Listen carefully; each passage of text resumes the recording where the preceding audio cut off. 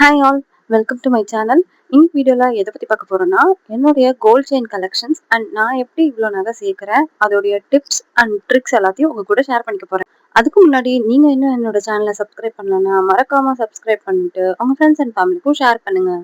நிறைய பேர் சப்ஸ்கிரைப் பண்ணாமே பார்க்குறீங்க, ப்ளீஸ் சப்ஸ்கிரைப் பண்ணிக்கோங்க. என்னுடைய கோல்ட் செயின்ஸில் மோஸ்ட்லி நான் வந்து சிட்டு சேர்ந்து இல்லை 0% வேஸ்டேஜ் ஆஃபர்ஸில் தான் எடுத்திருப்பேன். அந்த காலத்துல இருந்து இப்ப வரைக்கும் நடுத்தர மக்களால கூட வாங்கக்கூடிய கோல்ட் ப்ராடக்ட்னு பாத்தீங்கன்னா அது கோல்ட் செயின்ஸ் தாங்க. ஃபர்ஸ்ட் பார்க்க போற செயின் வந்து பீமா ஜுவல்லர்ஸ்ல வாங்கினது. ஸோ இந்த பிளைன் செயின் வந்து ஒரு 9 கிராம்ஸ் வருது. ஆக்சுவலி பெண்டன்ட் என்கிட்ட முன்னாடியே இருந்தது. அந்த பெண்டன்ட்டை நான் இதுலயே பேர் பண்ணிக்கிட்டேன். அண்ட் இந்த பெண்டன்ட் பத்தின ஒரு ஸ்பெஷாலிட்டி என்னன்னா, நான் முதல்ல அக்ஷய திருதிக்கு மலபார் ஜுவல்லர்ஸ்ல ஒரு 1.5 கிராமுக்கு இந்த பெண்டன்ட்டை வாங்கினேன். இந்த பெண்டன்ட் வாங்கினதுக்கு அப்புறம் தான் என்கிட்ட நிறைய பேர் நகை சேர ஆரம்பிச்சது.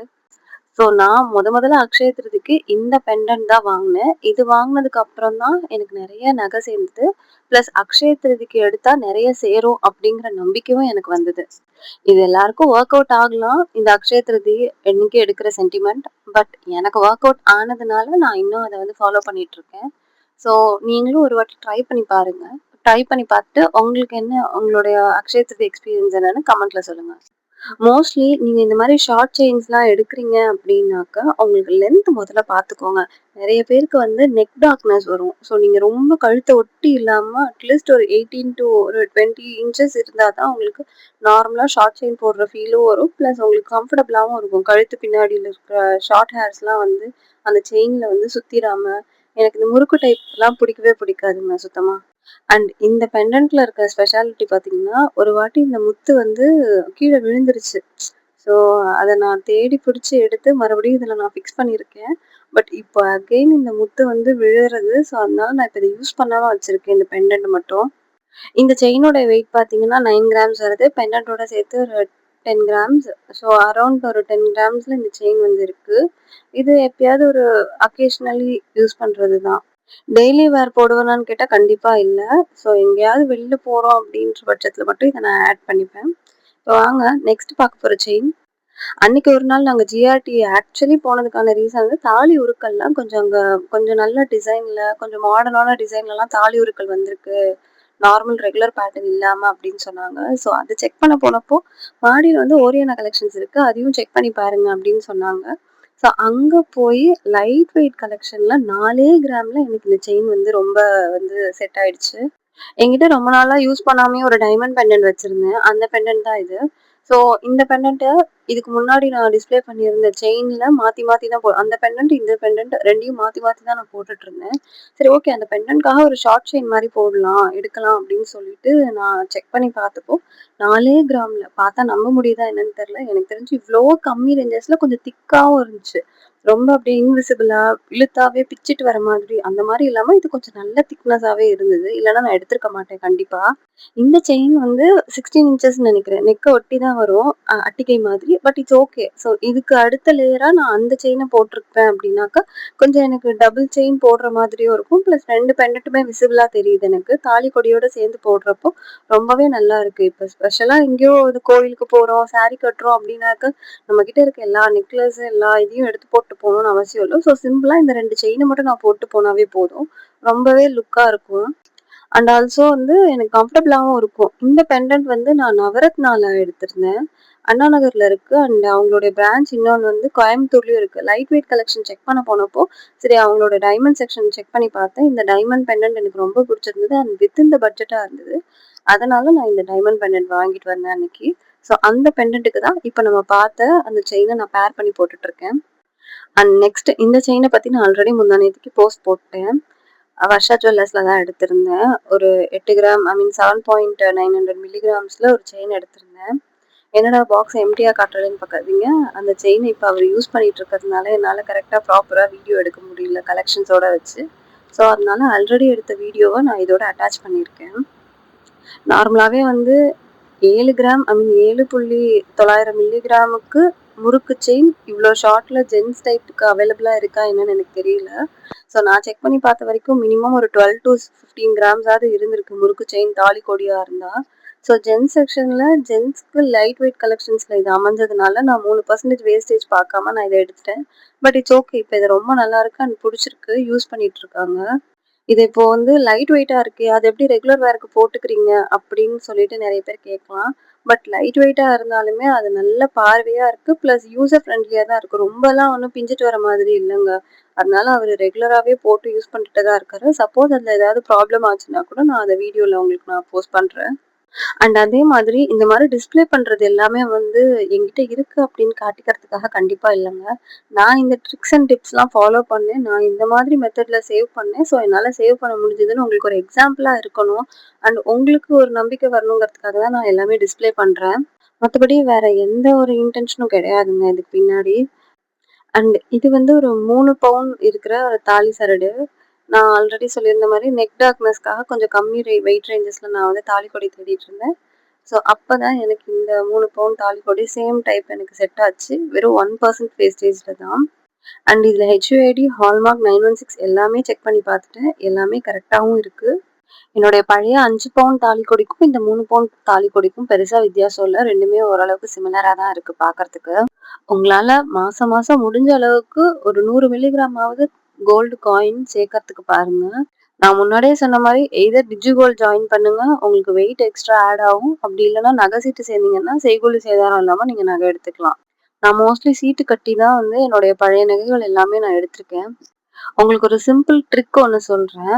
நீங்க எப்பெல்லாம் பேங்க்குக்கு போவீங்க, நெட் ட்ரான்ஸ்ஃபர் இல்லைன்னா வந்து ஸ்டேட்மெண்ட் வந்து பிரிண்ட் அவுட் எடுக்கிறதுக்கு இல்லை வேற ஏதோ ஒரு ஒர்க்குக்காக நீங்க வந்து போறீங்க அப்படின்னாக்க அங்க இருக்கிறவங்கள யாராவது ஒருத்தவங்கள ஃப்ரெண்டு பிடிச்சி வச்சுக்கோங்க.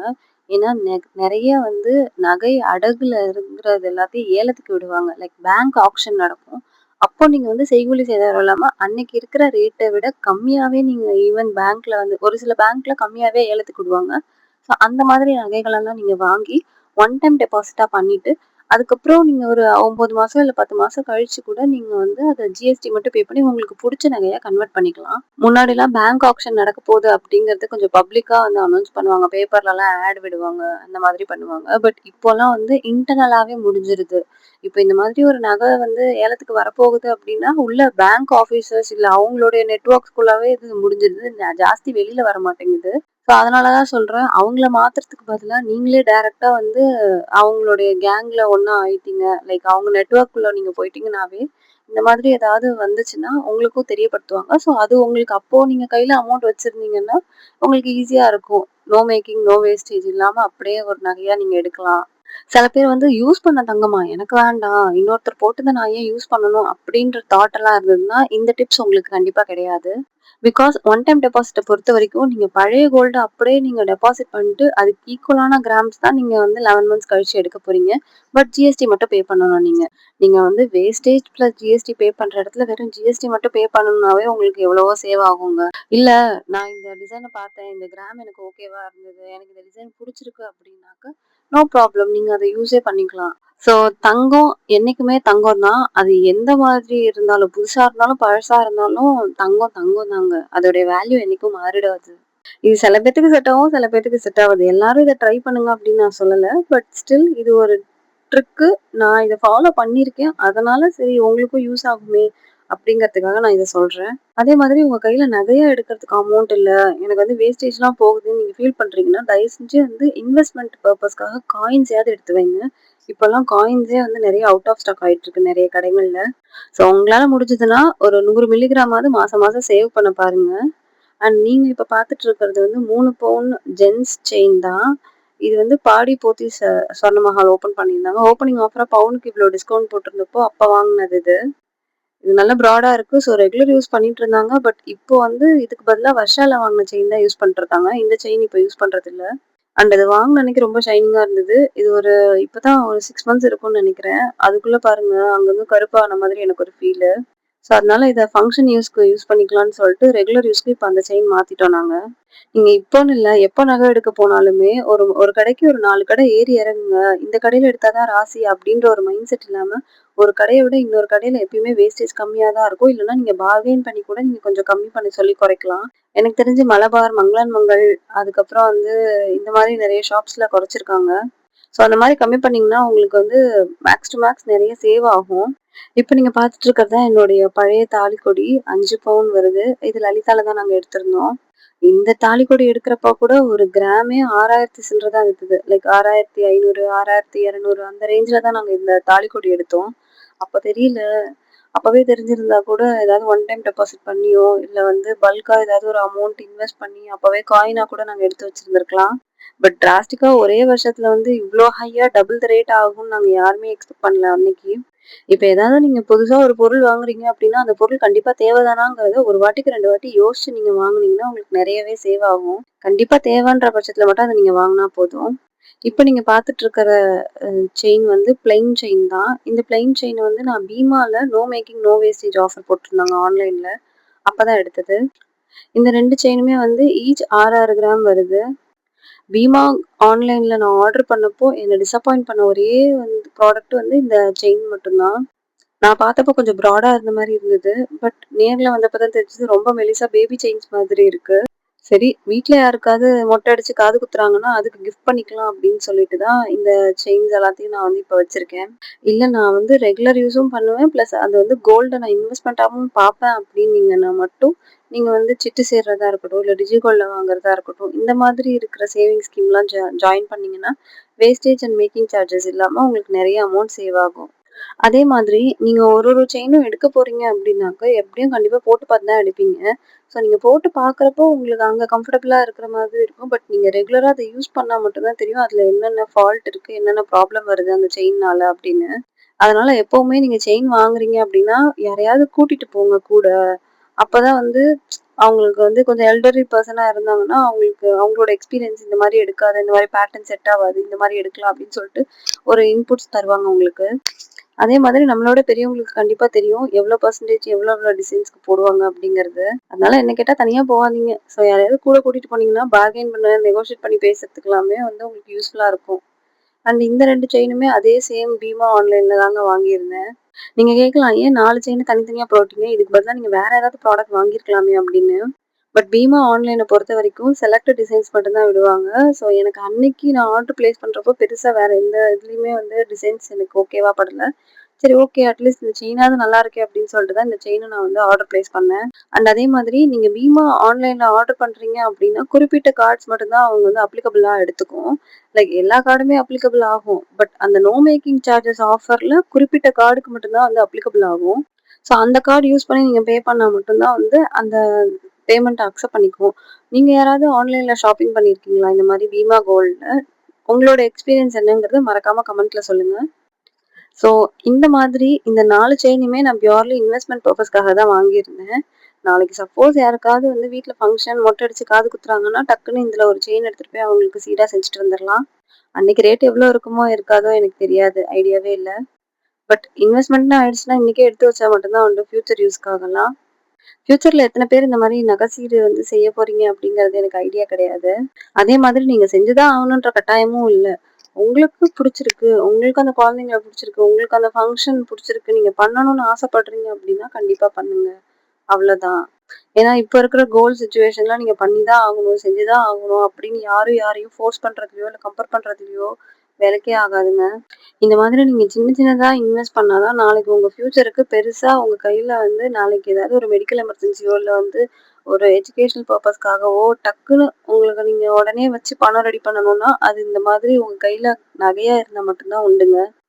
அப்படி இருந்தா மட்டும் தான் நாளைக்கு நீங்க ஹெல்ப்ன்னு சொல்லி யார்கிட்டயும் போய் நிக்க வேணாம். ஏன்னா உங்ககிட்ட கையில கோல்டு இதுவே வந்து உங்களுக்கு நாளைக்கு ஒரு பெரிய அசெட்டா இருக்குங்க.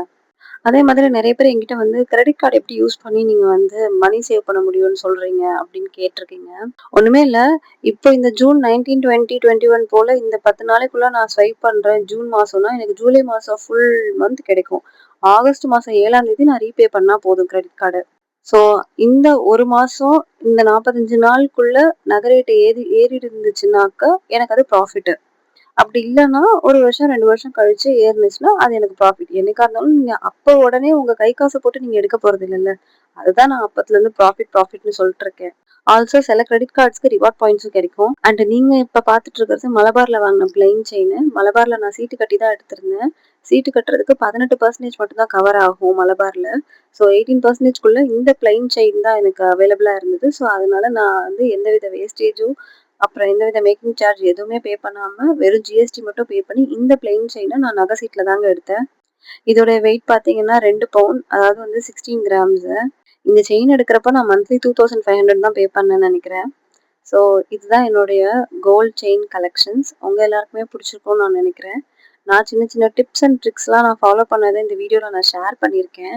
உங்களுக்கும் இதெல்லாம் ஒர்க் அவுட் ஆகுது கரெக்டுன்னு தெரிஞ்சுதான் மறக்காம கமெண்ட் பண்ணுங்க.